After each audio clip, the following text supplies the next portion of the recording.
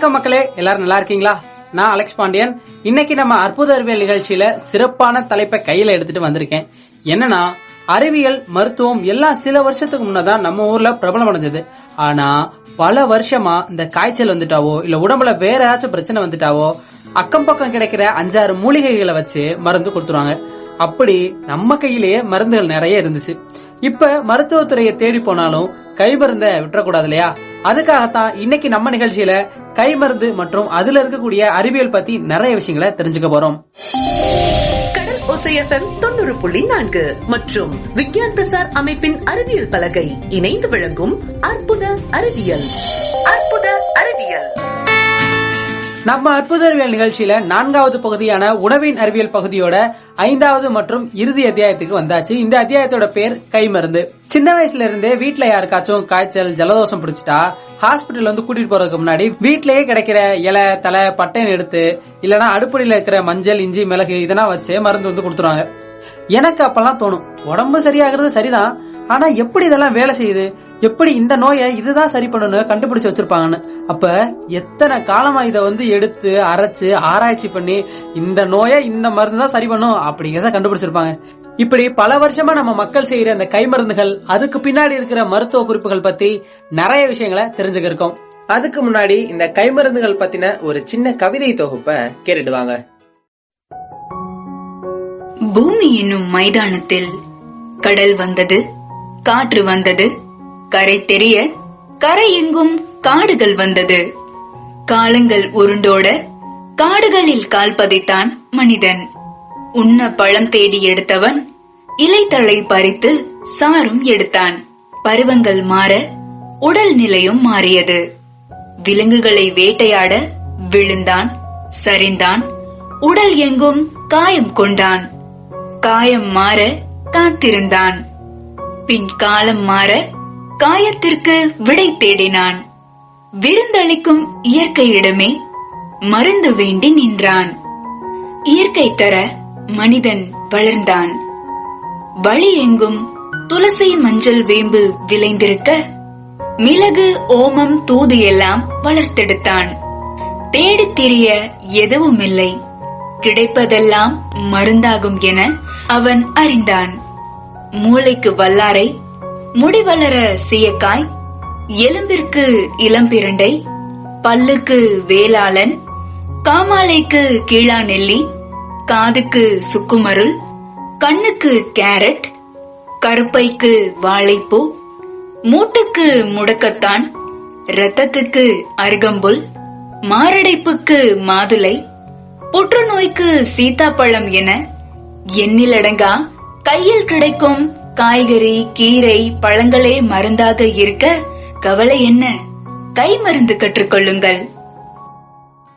ஒரு அழகான கவிதையை கேட்டீங்க. இந்த கவிதையை நமக்காக தயாரிச்சது சுல்தான் அவங்களுக்கு ஒரு நன்றியை தெரிவிச்சுட்டு இப்ப அடுத்து இந்த கைமருந்துகள் உலகத்துக்குள்ள நுழையலாம். நம்ம ஊர்ல இருக்கிற அனுபவமிக்க மக்கள் நமக்காக பல கைமருந்துகளை பத்தி விவரமா விளக்கம் தர இருக்காங்க.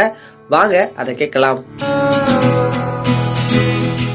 வணக்கம் அண்ணா, உங்க பேரு அப்புறம் உங்களை பத்தி சொல்லுங்கண்ணே. என் பேர் லோயலா, ஊர் வந்து பாம்பன். ஆனா இப்ப நம்ம வந்து கடலுக்கு போகும்போது நம்மளோட காலில் திருக்க முள்ளோ இல்ல சங்கு முள்ளோ குத்திட்டா கால் ரொம்ப கடுக்கும் இல்லையா?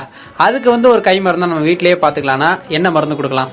மீன் முள்ளு குத்துனா வந்து இது மஞ்சள் வெள்ளைப்பூடு, வத்தல், கொஞ்சம் சுக்கு, மிளகு இதெல்லாம் எடுத்து கொஞ்சம் சட்டியில போட்டு லேசா நக்கணும்.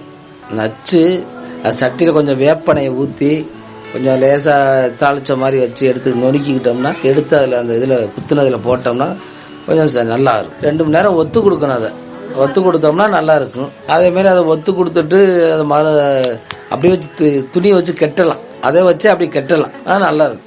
உங்க கூட போனவங்க இல்ல உங்களுக்கு இந்த மாதிரி மருந்து கொடுத்துருக்காங்களா?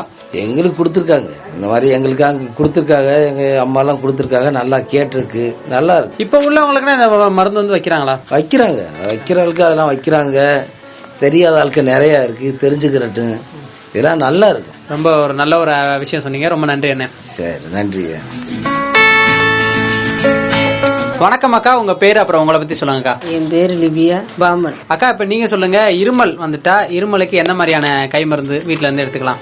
இருமலுக்கு வந்து மிளகு நைட்டு நம்ம தாங்க முடியாம இரும்பும் போது மிளகு ஒரு 9 மிளகு எடுத்துக்கிட்டு சமைக்கிறோம்ல அரிசி, அந்த அரிசியை சேர்த்து நல்லா அதை சவைச்சிடணும். சவைச்சு சாப்பிட்டுட்டு சூடாக நல்லா குடிக்கிற அளவுக்கு தண்ணியை குடித்தோம்னா உடனே அந்த சளி நின்றும், அந்த தொண்டை கரகரப்பு எல்லாமே மாறிடும். இது எல்லாருமே சாப்பிடலாம். இருந்தாலும் இந்த மாசமா இருக்கிறவங்களுக்கு அந்த நேரத்தில் மாத்திரை சாப்பிடாம இது சாப்பிடும்போது நல்லா இருக்கும். இப்ப குழந்தைங்கன்னா இருக்காங்கன்னா குழந்தைங்க கூட காரமான மிளகுனா சாப்பிட மாட்டாங்களே, அவங்களுக்கு என்ன பண்ணா? அவங்களுக்கு வேற சொல்றேன், பாலில் கொஞ்சோண்டு 4 மிளகு தட்டி போட்டுட்டு சித்திரத்தை தட்டி போடணும், லேசா மஞ்சள் போடணும். குழந்தைகளுக்கு நைட்டு குழந்தைகளுக்கு பாலில் 2-3 மிளகு, மஞ்சள் பொடி, சித்திரத்தை தட்டி போடணும், அம்மியில தட்டி போட்டு நல்லா சுட வச்சு காய்ச்சி கொடுத்தோம்னா சளி அப்படியே கேட்கும். அதை தொடர்ந்து காலையிலையும் சாயங்காலம் இல்லை நைட்டும் கொடுக்கலாம். 7 நாளைக்கு தொடர்ந்து சாப்பிட்டா சரியாயிடும். சரி, இப்ப சித்திரத்தைன்னு சொன்னீங்க, அது எப்படி இருக்கும் அதுக்கு சொல்லுங்களேன். நான் புதுசா கேள்விப்படுறேன். அதை சுக்கு மாதிரி இருக்கும் தெரியுமா? சுக்கு மாதிரி அது ஒரு சிகப்பா இருக்கும். அது மருந்து கடையில தான் கிடைக்கும். சித்திரத்தை நல்ல மருந்து அது. ஆமா, உண்மையிலே ஒரு சிறப்பான ஒரு மருந்து சொல்லிருக்கீங்க. குழந்தைகளுக்கும் சரி இல்ல பெரியவங்களுக்கு இருமல் வந்தா என்ன பண்ணணும்னு. ரொம்ப நன்றி அக்கா. நன்றி. வணக்கம் அம்மா, உங்க பேரு அப்புறம் உங்களை பத்தி சொல்லுங்கம்மா. என் பேரு பாக்கியஸ்ரீ, பாம்பன். அம்மா, இப்ப நீங்க சொல்லுங்க, இப்ப வயிற்று வலி, இப்ப குழந்தைங்களுக்கோ பெரிய ஆளுக்கோ வயிற்று வலி வயிறு ரொம்ப போகுது அப்படின்னா அதுக்கு கை மருந்தா என்ன எடுத்துக்கலாம்?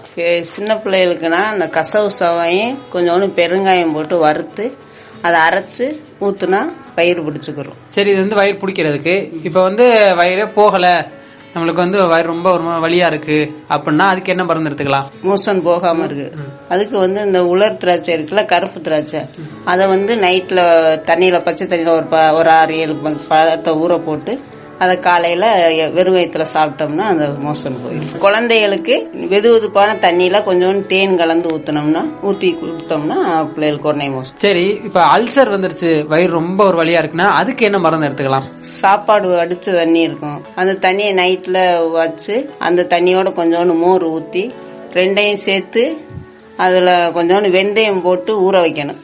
ஊற வச்சு காலையில வெறும் வயிற்றுல அதை குடிச்சோம்னா அந்த அல்சர் குணமாகும்.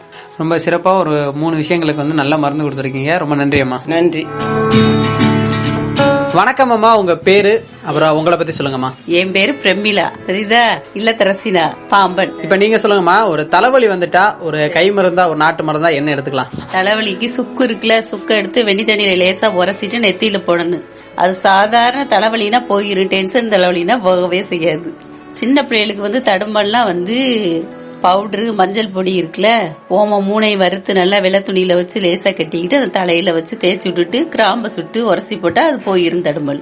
சரி, இப்ப உங்க வீட்டுல உள்ளவங்களுக்கு இன்னும் அது கொடுத்துட்டு இருக்கீங்களா? ஆமா, கொடுத்துட்டு இருக்கோம். இப்ப டென்ஷன் தலைவலிக்குன்னா எதுவுமே பண்ண முடியாதுன்னு சொன்னீங்களா, அதுக்கு எந்த மருந்துமே கிடையாதா?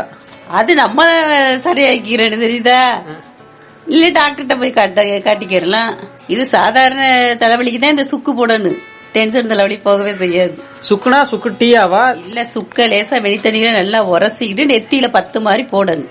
அது சாதாரண தலைவலினா போயிரு, டென்ஷன் தலைவலினா போகாது. இப்ப தலைவலிக்கு சொன்னீங்க, இது உள் தலைவலி நம்மளுக்கு வர்ற தலைவலியா இருக்கட்டும். சரி, இப்ப கீழே விழுந்து அடிபட்டான், மண்டை வீக்க மாதிரி இருக்கு, அதுல ஒரு வலி இருக்கு அப்படின்னா அதுக்கு எந்த மாதிரியான மருந்து எடுத்துக்கலாம்? அதுக்கு மஞ்சள், கொஞ்சோண்டு மஞ்சள், சந்தன வில்ல, பச்சரிசி நல்லா அரைச்சு அம்மியில வச்சு நல்லா அரைச்சு கொஞ்சோண்டு தண்ணி ஊத்தி அடுப்புல வச்சு லேசா சூடு காட்டிட்டு அந்த இடத்துல போடணும், வீக்க இருக்கிற இடத்துல மாறிடும் அந்த வலி. ரொம்ப சிறப்பா நிறைய விஷயங்கள் சொன்னீங்க. ரொம்ப நன்றிமா. நன்றிப்பா. வணக்கம் அம்மா, உங்க பேரு அப்புறம் உங்களை பத்தி சொல்லுங்கம்மா. என் பேரு ஜெயராணி, பாம்பன். சரி, இப்ப நீங்க சொல்லுங்க, இப்ப நம்ம வீட்டுல இருக்க குழந்தைங்களுக்கு யாருக்காவது சளி பிடிச்சிருச்சுன்னா, ஜலதோஷம் பிடிச்சிருச்சுன்னா என்ன கை மருந்து கொடுக்கலாம்? அதான் இந்த ஆடத்தடை எடுப்போம், 2-3 இலையை எடுப்போம். மாதிரி துளசி, மறுபடியும் இந்த அஞ்சல நொச்சின்னு சொல்லி ஒரு இலை இருக்கு, திருப்பி சொல்லுங்க. அஞ்சல நொச்சின்னு சொல்லி நொச்சிரி இலை மாதிரி அந்த இலை ஒண்ணு எடுப்போம். அந்த இலையும் எல்லாத்தையும் 3ஐயும் நச்சு சாறு எடுத்து இரும்ப காய வச்சு நல்லா கத்திய காய வச்சிடணும். கத்திய காய வச்சு நல்லா தீ பறக்க காய வைக்கும் போது அந்த சாரை எடுத்து வச்சிருக்கோம்ல அதை ஊத்தி 3 நேரம் அந்த கத்திலே ஊத்தணும். ஊத்தி மாதிரி இருத்து பிள்ளைகளுக்கு கொடுத்தோம்னா நல்லா சளி இறங்கும். பெரிய ஆளும் குடிக்கலாம், சின்ன பிள்ளைகளுக்கும் கொடுக்கலாம். ரொம்ப சின்ன பிள்ளையா இருந்தாக்கி அவிச்சு கொடுக்கணும், சும்மா அது தட்டி கொடுக்காம அவிச்சு ஊத்துவோம். இதுதான் அந்த நாங்க செய்யற பக்குவம். சரி, இப்ப ஒரு 3 மூலிகை சொன்னீங்களே, அதெல்லாம் நம்ம ஊர்ல கிடைக்குதா? நானும் புதுசா கேள்விப்படுறேன். கிடைக்கும், இருக்கு, வீட்டுகள் எல்லாரும் வச்சிருக்காங்க, வீட்டுகள் எல்லாம் இருக்கு. நம்ம வீட்டுல இல்ல, பக்கத்து வீட்டுகளில் தெரிஞ்ச வீட்டுகளில் அந்த இலை இருக்கான்னு பார்த்து அதை எடுத்து நாங்கள் காலையில் வெறுங்குடலில் சாப்பிடாம ஒன்றும் கொடுக்கக்கூடாது, காப்பி எதுவும் கொடுக்கக்கூடாது. அதை அந்த பிள்ளைகளுக்கு கொடுத்தோம்னா 3 நேரம் கொடுத்தோம்னா நல்லா கேட்கும். எத்தனை நாள் கொடுக்கலாம்? 3 நாளைக்கு கொடுக்கலாம். காலையில் பெரிய ஆள்னா 2 நேரம் கொடுக்கலாம், காலையிலயும் சாயங்காலமும் கொடுக்கலாம். கொஞ்சம் சின்ன பிள்ளைகளா இருந்தா காலையில பயமா அது இந்த மழை சீசன்ல எல்லாம் கொடுக்க கூடாது, பிள்ளைகளுக்கு சரி வராது. இந்த வெயில் காலத்துல தான் கொடுக்கணும், கொடுத்தோம்னா நல்லா கேட்கும். சரி, அந்த மூலிகை என்னன்னு மட்டும் திரும்ப ஒரு தடவை சொல்லுங்க. மூலிகைலாம் அதான் அந்த ஆடாதடை, துளசி நொச்சி இலைன்னு சொல்லி அது அஞ்சல் நொச்சின்னு சொல்லுவாங்க. அது அந்த இலையும் 3ஐயும் தட்டி 2 வெங்காயமும் வச்சு தட்டணும், தட்டி அவிச்சு கொடுக்கலாம். காய வச்சு இந்த இரும்ப காய வச்சும் கொடுத்தோம்னா நல்லா கேட்கும். ரொம்ப சிறப்பான ஒரு மருந்து சொன்னீங்க, ரொம்ப நன்றிம்மா. சரி, நன்றி. வணக்கம் பாட்டி, உங்க பேரு அப்புறம் உங்களை பத்தி சொல்லுங்க பாட்டி. வணக்கம், நான் பேர்கிட்ட பேசுறேன். நீங்க சொல்லுங்க, இப்ப நம்ம உடம்பு அலுப்பா இருக்கு அப்படின்னா அதுக்கு வீட்லயே என்ன கை மருந்து எடுத்துக்கலாம்? அது அந்த அலுப்புக்கு கண்டதிப்பிலி, சுக்கு, ஓமம். ஒரு சுக்குனா தண்டில இருக்கும் ஒரு 25 கிராம். அதே மாதிரி ஓமம் ஒரு 25 கிராம். அதே மாதிரி ஏலக்காய் ஒரு 5 ரூபாய்க்குள்ள ஏலக்காய், ஒரு 5 ஏலக்காய். கண்டதிப்பிலின்னு அது ஒரு நரம்பா இருக்கும், அது கொஞ்சம் ஒரு 25 கிராம். எல்லாத்துலயும் சமமா 25 கிராம் தட்டி போட்டு அம்மியில வச்சு தட்டி போட்டு அவிய போட்டோம்னா நல்லா சாறு இறங்கி, அதை அவிய போடுறது ஒரு காப்பிடி தண்ணியில போடணும். அப்படின்னு போட்டு ஒரு காப்பிடி தண்ணியில போட்டு ஒரு அரை காப்பிடி தண்ணி வரும் வரைக்கும் வத்தணும். வத்தி அதை இருத்து சீனி போட்டு குடிக்கலாம். அப்ப இதுல கிடைக்குமா? நம்மளுக்கே வீட்டு போது கிடைக்குமா? கிடைக்கும், நாட்டு மருந்து கடையில. நாட்டு மருந்து கடையில கேட்டா வாங்கலாம். சரி, இப்ப உடல் அலுப்பா இருக்கு, இந்த மருந்து நான் செஞ்சு குடிக்கிறேன்னா எத்தனை நாளைக்கு குடிக்கலாம்? அலுப்பு போற வரைக்கும், காய்ச்சல் போற வரைக்கும் குடிக்கலாம். தினம் குடிக்கலாம், 3 நாளைக்கு குடிக்கலாம், சரியா போயிடும்.